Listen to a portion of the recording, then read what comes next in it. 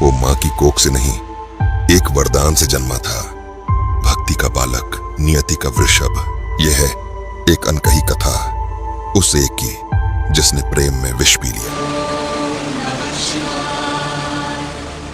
एक ऐसा समय जब एक ऋषि ने सब कुछ त्याग दिया, सिर्फ एक इच्छा के लिए।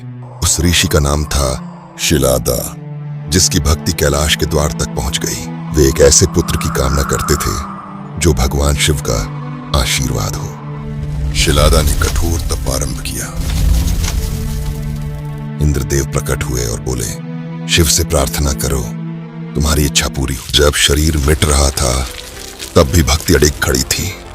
शिलादा ने हाथ जोड़कर वर मांगा, प्रभु मुझे एक पुत्र चाहिए। भगवान शिव प्रसन्न हुए और बोले, तथास्तु। धरती की कोख से एक चमत्कार जन्मा।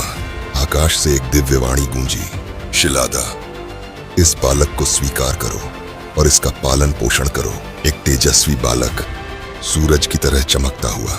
शिलादा उसे अपने घर ले आए और उसका नाम रखा नंदी। परंतु ईश्वरीय वरदान को भी भाग्य की छाया ने घेर लिया। नियति को चुनौती देने नंदी ने शरण ली उस एक की जो भाग्य को बदल सकता था। नंदी ने आंखें खोली और भगवान कैलाशपति को अपने सामने बैठे पाया।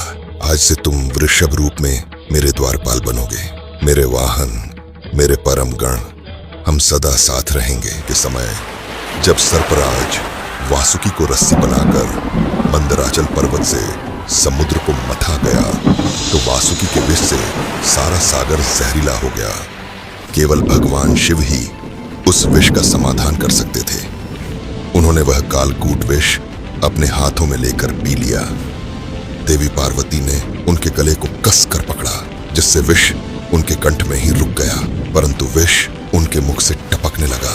तभी नंदी एक विशाल छलांग में समुद्र में कूद पड़ा और शिव के मुख से गिरता हुआ विष पी गया।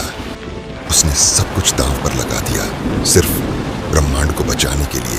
देवता और असुर स्तब्ध होकर ये दृश्य देख रहे थे। उन्होंने पूछा, अब नंदी का क्या होगा?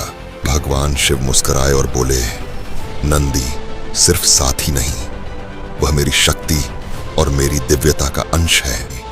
एक साथी बना शिव का रक्षक और एक आत्मा बनी सनातन की किंवदंती। वह पृथ्वी पर दिव्य शक्ति का अवतार बनकर आया और अपनी अनमोल ऊर्जा से संसार को जागृत कर दिया। वह था विश्वास, भक्ति और शक्ति का अमर प्रतीक।